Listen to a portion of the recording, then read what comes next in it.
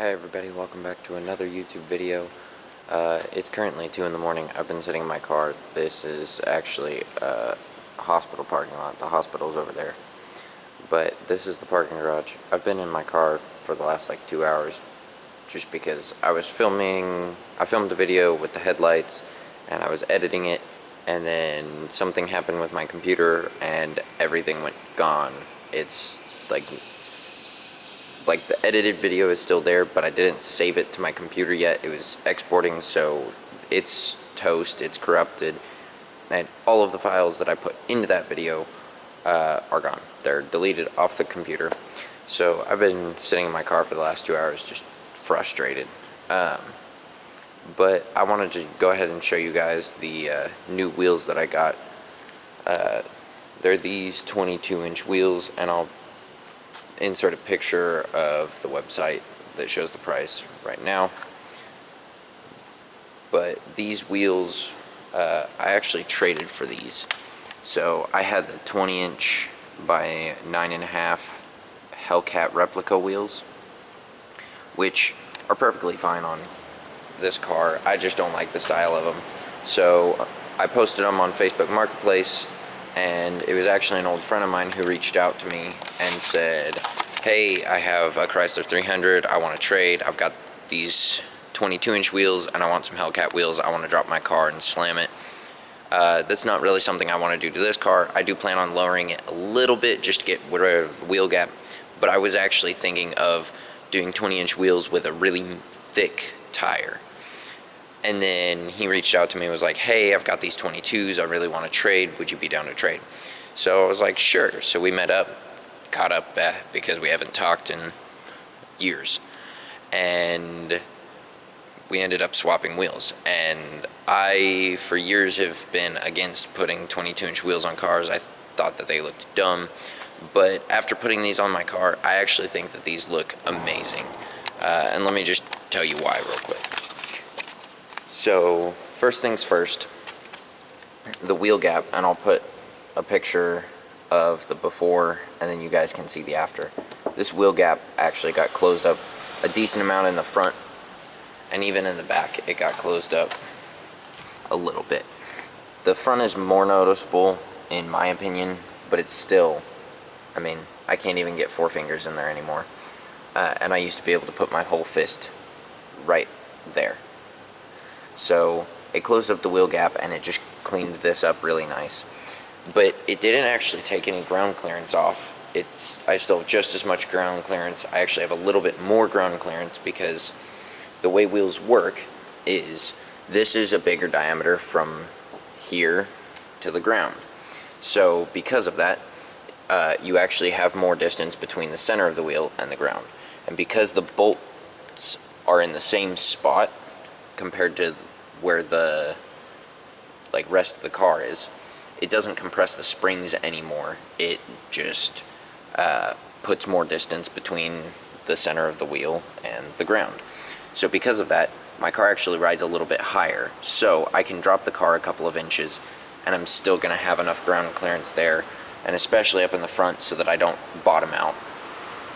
But I do plan on dropping it probably about an inch to an inch and a half, both in the front and in the rear, just to give me that flush fitment as far as like vertical. I do need to get an alignment done in the rear. If you look down the side of the car, you can see the front is pretty straight, it's pretty flush. I don't mind the way that it looks, but back here in the back you can see that the top tucks a decent amount, and that's nice for being able to drop the car and it still fit up in that wheel well. But if we come around back here, you can see that that tire actually does lean this way, and so it happens on the other side too, just the opposite direction. So I do want to get those straightened out, and it's something that happens with these Mopars. When you lift it up in the air, they're actually straight, but then when you put it on the ground, it tilts, and it does actually cause the inside of the tire to wear just a little bit more than the outside. Something that I do enjoy is my speedometer is actually still accurate. A lot of cars, you swap the wheels out for bigger wheels, and the speedometer is no longer accurate. But for some reason, mine is still accurate. And we kind of tested it. My fiance and I did, because we were next to somebody who has a digital speedometer, and she could read their speedometer and it said 45, and mine said 45, and we were traveling the exact same speed. So I haven't officially tested it, but it seems like the speedometer hasn't changed at all. The car feels just as fast at the same speeds. It might be off by 1 or 2 miles per hour, but isn't every speedometer. So that's just kind of what I did with the car. I do plan on painting the center caps black, most likely. I may do that, or I may just put some paint stripper on them and paint them silver or gold, or even go with red to match the theme of the rest of the car. But that headlights video, it will not be coming. Maybe I'll do it on another car. Maybe I'll find another charger to do it on, and find somebody out on the internet and hit them up, say, hey, if I buy the lights, can I do some LED swaps on your car? But as of right now, that video won't be coming out. I did get new wheels. That's really all I'm gonna show you guys with the wheels, just because there's not a whole lot to do. We swapped them yesterday, well, now that it's after midnight, 2 days ago.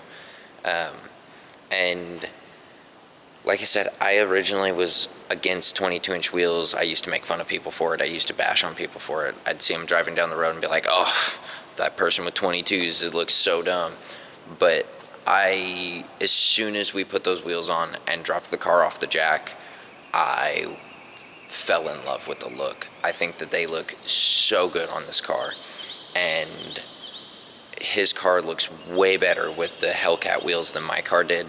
And like I said, he wants to slam his car. He was actually planning on doing bags with it, and so it just kind of brought his car together and made it look so good. And he wants to also like black out his car, and I'm not really doing that. I actually plan on doing a wrap on it where I'm gonna have a crazy color, maybe with a satin black hood and satin black roof. And I have a whole transformation to do with this car.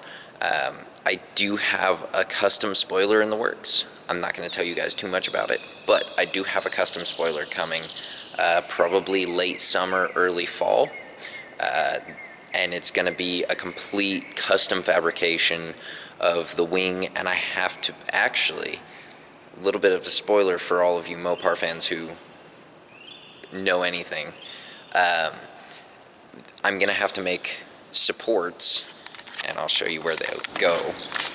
I actually do have to make some supports for the rear wing, and those supports are gonna have to go right in here. I'm gonna have to cut some of this out and mount a support there in the corner of the trunk, and same thing on that side. In the corner of the trunk, I'll have to mount a support. So like I said, for those of you Mopar fans, you may be able to guess what kind of wing that is that I'm putting on it. For those of you who are not Mopar fans, or just don't know what kind of wing I'm putting, you'll either figure it out or you'll find out whenever I get it put on the car. But yeah, let me know what you guys want to see me do with this car. I do have some ideas of what I'm going to do. Things like I want to put a Scat Pack / Hellcat front bumper on it. I am not doing that because I want it, because I'm a Hellcat wannabe. The newer cars, if you look up a 2018 Dodge Charger, which is what this is, you have this cross in the front bumper, and this matches the SXT, and some of the GTs have the same front bumper. And if you go with a 2019 Charger RT, you're actually going to get the same bumper that comes on the Scat Pack. The Scat Pack bumper doesn't have the intake spots on the grill. but the Hellcat bumper does. So I'm not picky as to which one I put on here.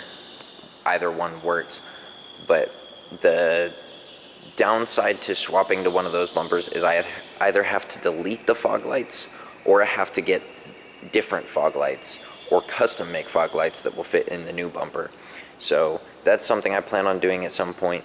I'm definitely going to change this hood out. I'm going to try and put just a stock RT hood from like 2019 to 2020, one of the ones with just a hood scoop. I'm not going to go crazy with that just yet. I may leave this one for now, but I do plan on doing a hood. And then same thing with the rear bumper. I plan on doing the rear bumper, just kind of doing a couple of things here and there to make it look like the newer Chargers. I do have it currently posted online for sale. It's on Facebook Marketplace. And the reason for that is I want to get a brand new car. I'm looking at getting either a brand new Dodge Charger or a brand new Dodge Challenger 2023, the last year of the V8s. And I want to get one. The Challengers you can get as a convertible for this year and this year only. So I'm kind of leaning towards trying to get one of those.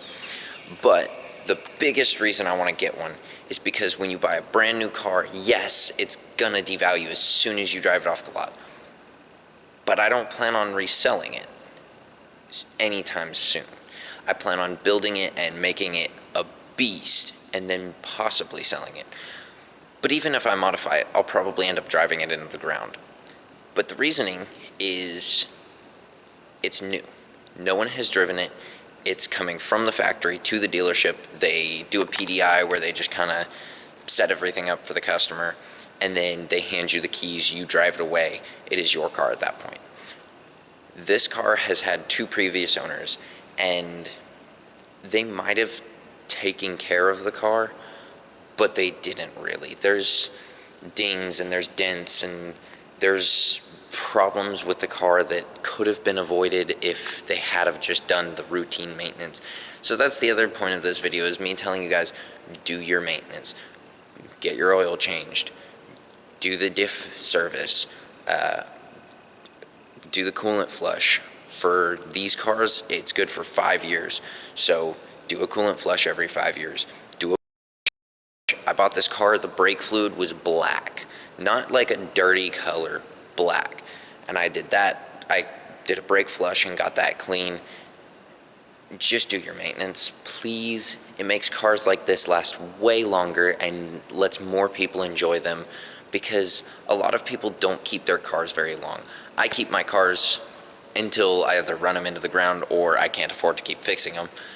And that's fine. For someone like me, if I decided I don't want to do maintenance, that's fine. I'm not selling the car, so I'm the only person affected.